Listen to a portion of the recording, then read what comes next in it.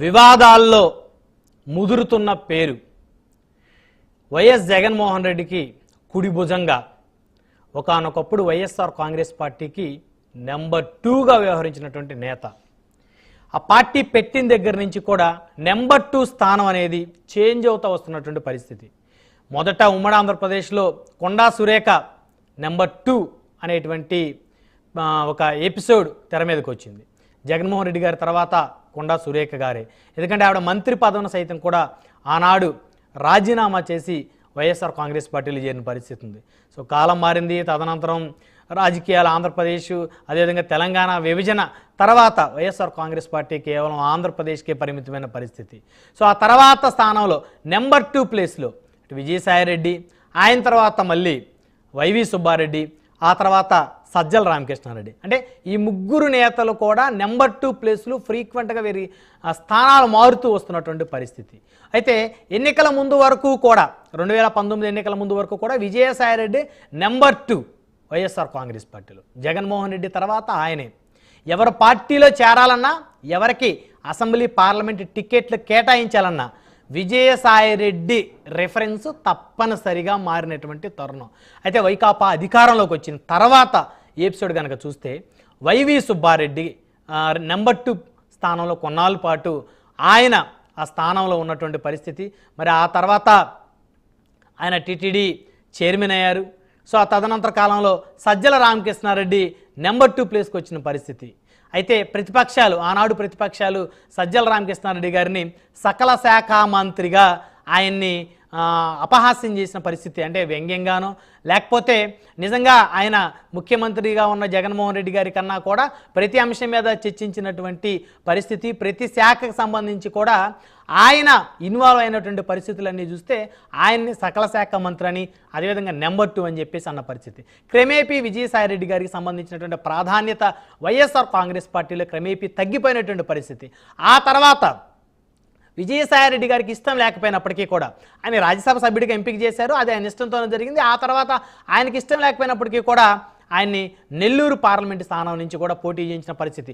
ఓడిపోతానని తెలిసి కూడా విజయసాయిరెడ్డి గారు నెల్లూరు పార్లమెంటు తరఫు నుంచి పోటీ చేసిన పరిస్థితి. ఎప్పుడైతే వేమిరెడ్డి ప్రభాకర్ రెడ్డి గారు పార్టీ మారారు. అయితే మొత్తానికి ఆయన ఓటమి అయితే ఎవరు ఆపలేకపోయిన పరిస్థితి. వైఎస్ఆర్ కాంగ్రెస్ పార్టీ 11 అసెంబ్లీ స్థానాలకి పరిమితమైనటువంటి పరిస్థితి అందరికీ తెలిసిందే, 4 పార్లమెంటు స్థానాలు. సో మొత్తానికి కనుక చూస్తే విజయసాయిరెడ్డి గారి పరపతి వైఎస్ఆర్ కాంగ్రెస్ పార్టీలోనే ఎంత ఎత్తుకు ఎదిగాడో అంతే డౌన్ఫాల్ అయినటువంటి పరిస్థితి. సో నెంబర్ 2గా ఉన్నటువంటి విజయసాయిరెడ్డికి వైఎస్ఆర్ కాంగ్రెస్ పార్టీలో స్థానం లేకుండా పోయింది. నెంబర్ 2 స్థానం లేకుండా పోయింది. ఆయన కూడా అందరి నాయకుల్లాగా ఒకరు అయ్యారనేటువంటి పార్టీ ఆ పార్టీలోనే జరిగినటువంటి చర్చించుకున్నటువంటి పరిస్థితులు. సో అయితే ఇప్పుడు తాజాగా విజయసాయిరెడ్డి గారు వార్తల్లోకి ఎక్కారు. ఎవరైతే దేవాదాయ శాఖ అసిస్టెంట్ కమిషనర్గా ఉన్నారో శాంతికి సంబంధించి మరి విజయసాయిరెడ్డి గారికి ఆవిడకి ఉన్నటువంటి రిలేషన్కి సంబంధించి ఆ రిలేషన్ మీద పెద్ద ఎత్తున చర్చలు జరగటం, అదేవిధంగా విజయసాయిరెడ్డి గారిని అందరూ కూడా నిందించినటువంటి పరిస్థితులు. సో అవన్నీ కనుక చూస్తే ఎక్కడ కూడా వైఎస్ఆర్ కాంగ్రెస్ పార్టీ దీని మీద కౌంటర్ ఇచ్చేటువంటి పరిస్థితులు అయితే లేవు. అయితే అధికార పార్టీ మాత్రం దీని మీద పెద్ద ఎత్తున ఎందుకు వైకాపాలో సీనియర్లు మాట్లాడటం లేదు, ఎందుకు జగన్మోహన్ రెడ్డి గారు దీని మీద స్పందించట్లేదని రకరకాలుగా కూటమి నేతలు కూడా మాట్లాడుతున్న పరిస్థితి ఉంది. అయితే ఏది ఏమైనప్పటికీ కూడా ఒక మహిళని రోడ్డు మీదకి లాగి మరి వాటి మీద పెద్ద ఎత్తున చర్చలు జరపటం, మరి ఆ మహిళ యొక్క ఆత్మగౌరవానికి భంగం కలిగించే విధంగా మాట్లాడేటువంటి వ్యక్తులు ఎవరైతే ఉన్నారో మరి వారు ఒకసారి కనుక గతంలో కనుక చూస్తే మరి అనేక సందర్భాల్లో అటు తెలుగుదేశం పార్టీకి సంబంధించినటువంటి ఆనాడు భువనేశ్వర్ గారిని ఏ విధంగా అవమానించారో, ఆ అవమానం తర్వాత మరి వైఎస్ఆర్ కాంగ్రెస్ పార్టీ ఏ విధంగా పతనం అయిపోయిందో, అదేవిధంగా పవన్ కళ్యాణ్ గారిని వ్యక్తిగత విషయాలు పదే పదే లాగి చర్చా వేదికలో ఏ విధంగా చర్చించి జన సైనికుల ఆగ్రహానికి, అదేవిధంగా ఆయన అభిమానుల ఆగ్రహానికి గురైన పరిస్థితి వైఎస్ఆర్ కాంగ్రెస్ పార్టీ. మరి ఈరోజు అదే పరిస్థితులు ఇటు వైఎస్ఆర్ కాంగ్రెస్ పార్టీ నుంచి పెద్ద ఎత్తున వినపడుతున్నాయి. ఎందుకంటే మరి ఆనాడు మీ వ్యక్తిగతకు సంబంధించినటువంటి అంశాల మీద మాట్లాడి మరి చర్చలు పెట్టి అదేవిధంగా ప్రాపగాండా చేసినటువంటి పరిస్థితుల్లో మరి ఈరోజు విజయసాయిరెడ్డి గారి మీద ఎందుకు ప్రాపగాండా చేస్తున్నారని చెప్పేసి విజయసాయిరెడ్డి గారి మద్దతుదారులు మాట్లాడుతున్నారు. సో ఏదేమైనప్పటికీ కూడా పార్టీలో మరి ఆయనకి ఏ మేరకు ఇప్పుడు మద్దతు లభించేటువంటి అవకాశం ఉంది. అదేవిధంగా జగన్మోహన్ రెడ్డి గారు ఎందుకు స్పందించడం లేదు? వైఎస్ఆర్ కాంగ్రెస్ పార్టీలో ఆధిపత్య పోరు ఏ మేరకు ఉందనేది కూడా విజయసాయి రెడ్డి గారి అంశానికి సంబంధించి కనుక ఇప్పుడు కనుక చూస్తే ఆయన కోరుకున్న మద్దతు ఎక్కడా రాకపోవడం, ఆయన మీద వచ్చిన ఆరోపణలకి కేవలం ఆయన మాత్రమే ఖండన చేసుకోవాల్సినటువంటి పరిస్థితి. వైకాపాలో ఉన్నటువంటి గెలిచిన ఎవరైతే ఎమ్మెల్యేలు ఉన్నారో 11 మంది ఎమ్మెల్యేలు ఎవరో ఒకరు అరా ఎమ్మెల్యేలు స్పందించినప్పటికీ కూడా మిగతా ఎవరో కూడా ఎమ్మెల్యేలు కానీ, మాజీ మంత్రులు కానీ, ఆ పార్టీలో ఉన్న పార్లమెంట్ సభ్యులు కానీ, రాజ్యసభ సభ్యులు కానీ ఎక్కడ కూడా విజయసాయి రెడ్డి గారికి మద్దతుగా మాట్లాడుతున్న పరిస్థితి లేవు. అయితే విజయసాయి రెడ్డి ఒకవైపు, అదేవిధంగా ఆయనని వ్యతిరేకించేటువంటి వ్యక్తులు, సొంత పార్టీలోని వ్యక్తులు కూడా కొంతమంది ఆయన మీద బురదలుతున్నారు అనేటువంటి వ్యాఖ్య సాక్షాత్ ఆయన నోటి నుంచే చేసిన పరిస్థితి. అయితే మొత్తానికి ఒంటరైపోయాడా ఈరోజు Vijayasai Reddy?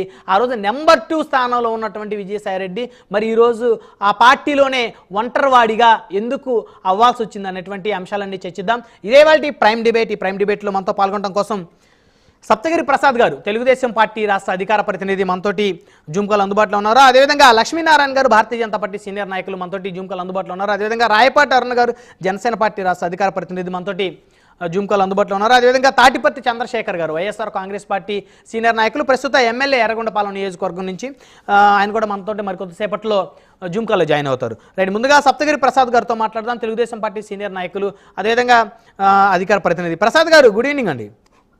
Sir good evening sir, చెప్పండి సార్. సో మొత్తానికి ప్రసాద్ గారు ఒక రాజ్యసభ సభ్యుడు, ఒక సీనియర్ నేత, వైఎస్ఆర్ కాంగ్రెస్ పార్టీలో నెంబర్ 2గా వ్యవహరించినటువంటి నేత, జగన్మోహన్ రెడ్డి గారి తర్వాత ఆయనే అనేటువంటి విధంగా జగన్మోహన్ రెడ్డి గారి కోసం ఆయనకు సంబంధించినటువంటి అనేక కేసుల్లో కూడా విజయసాయి రెడ్డి గారు అప్పట్లో కేసుల్లో ఇన్వాల్వ్ అయిన పరిస్థితి, జైలుకి వెళ్ళినటువంటి పరిస్థితి. ఒక రకంగా చెప్పాలంటే వైవి సుబ్బారెడ్డి గారు కానీ, సజ్జల రామకృష్ణారెడ్డి గారు కానీ వీళ్ళు చేయనటువంటి త్యాగాలు కూడా విజయసాయి రెడ్డి గారు చేశారనేటువంటి అదైతే అందరికీ ఖచ్చితంగా తెలిసిందే. కానీ ఈరోజు ఆయన మీద వస్తున్నటువంటి ఆరోపణలు, అంటే ఇప్పుడు ఏదైతే ఆరోపణలు ఉన్నాయో ఆరోపణలు అయితే మన చర్చ అయితే కాదు. ఎందుకంటే మహిళల్ని వాళ్ళని రచ్చకి ఈడ్చి వారి మీద చర్చలు పెట్టి ఆ విధమైనటువంటి చర్చ సమాజానికి కూడా ఉపయోగం లేదు, సమాజానికి అవసరం కానివి, ఉపయోగం లేనివి. నిజంగా అలాంటి అనుమానాలు కానీ ఆ విధమైనటువంటి ఏమైనా ఉంటే ఆ కుటుంబం ఏదైతే ఉందో వారు కోర్టు ద్వారా వారు కోర్టుకు వెళ్ళొచ్చు, వారికి జరగాల్సిన న్యాయం గురించి కోర్టుని ప్రశ్నించవచ్చు, ఆ న్యాయం పొందొచ్చు. సో ఆ చర్చ రాష్ట్రం మొత్తానికి కూడా ఇప్పుడున్న పరిస్థితుల్లో రాష్ట్రం అభివృద్ధి దిశగా ముందుకు వెళ్ళాలనేటువంటి దిశలో ఆ చర్చ అయితే మనకైతే అవసరం లేనటువంటి పరిస్థితి. అయితే ఎందుకు విజయసాయి రెడ్డి గారికి ఈ అంశానికి ఇన్ని ఆరోపణలు వచ్చినా ఆయన కౌంటర్ ఇచ్చారు, రీకౌంటర్ జరుగుతూ ఉంది. సో ఎందుకు వైకాపాకు సంబంధించినటువంటి నాయకులు ఎందుకు స్పందించట్లేదు, ఎమ్మెల్యేలు ఎందుకు స్పందించట్లేదు, జగన్మోహన్ రెడ్డి గారు ఇప్పటి వరకు కూడా, ఎందుకంటే ఆయన తర్వాత స్థానంలో ఉన్నటువంటి నేత, నెంబర్ 2గా ఉన్నటువంటి నేత మీద అంటే బహుశా మరి ఇప్పుడు నెంబర్ 2ఆ కాదా అనేది ప్రశ్నార్థకం అనుకోండి, ఎందుకు స్పందించట్లేదు? సార్ ముందుగా ప్యానెల్లో ఉన్న పెద్దలందరికీ నా హృదయపూర్వక నమస్కారాలు.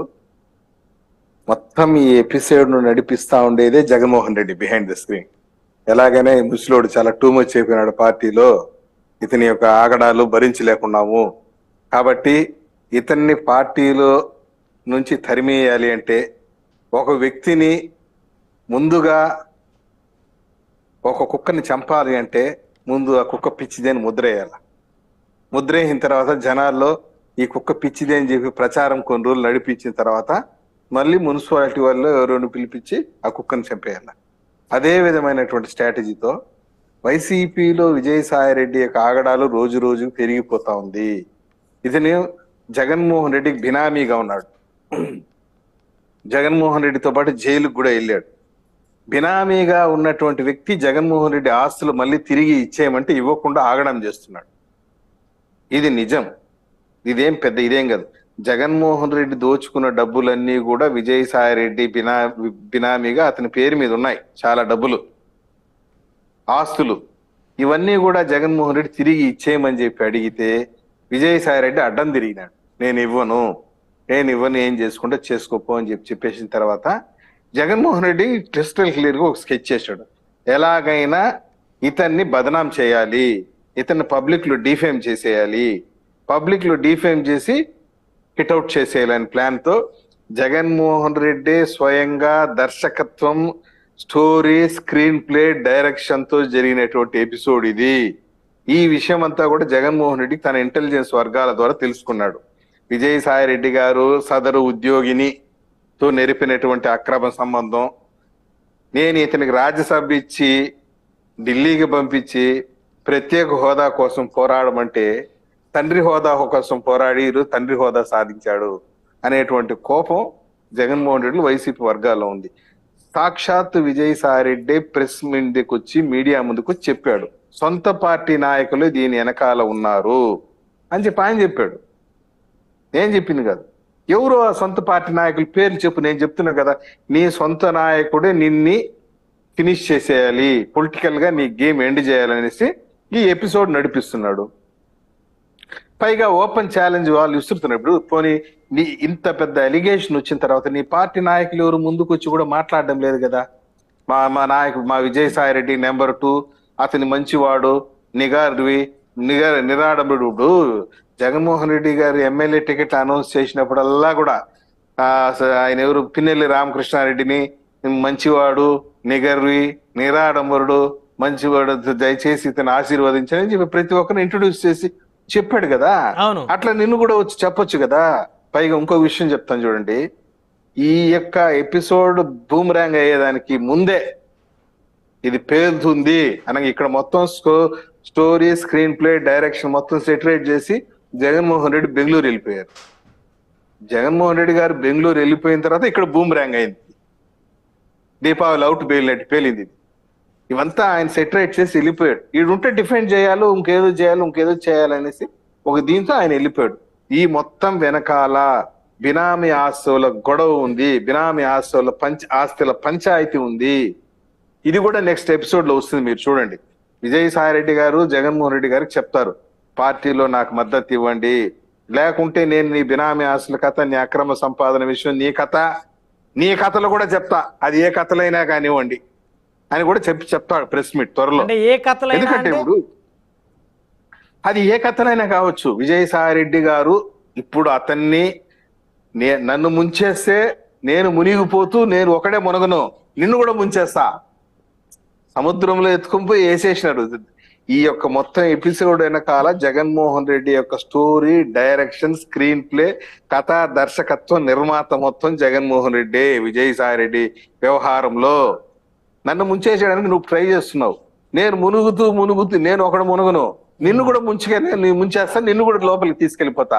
నీ బినామీ ఆస్తుల కథ అయితేమి, ఇంకొక కథలు అయితేమి, నా మీద ఏదైతే స్క్రీన్ ప్లే, డైరెక్షన్ చేసి నాకు స్కెచ్ చేసావో నేను కూడా నీ కథలన్నీ, నీ బండారాలన్నీ కూడా బయట పెడతానని కూడా చెప్తాడు. చూడండి, నేను అడుగుతున్నా విజయసాయి రెడ్డి గారిని క్రిస్టల్ క్లియర్ గా, మీరు ఒక బాధ్యత గల ఎంపీ, పబ్లిక్ లైఫ్ లో ఉన్నారు. పబ్లిక్ లైఫ్ లోకి వచ్చిన తర్వాత ప్రైవేట్ లైఫ్ అంటూ ఏముండదు.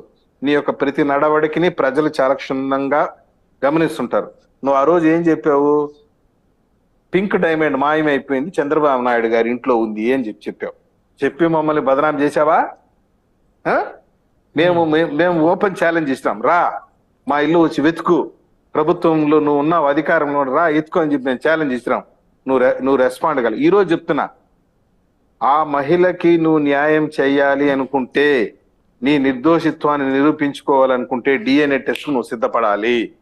నువ్వు డిఎన్ఏ టెస్ట్ సిద్ధపడి నీ యొక్క నిర్దోషిత్వాన్ని నిరూపించుకుంటే అందరూ కూడా నోరు మూసుకుంటారు కదా. ప్రసాద్ గారు, ఇక్కడ ఒక ప్రశ్న అడుగుతాను.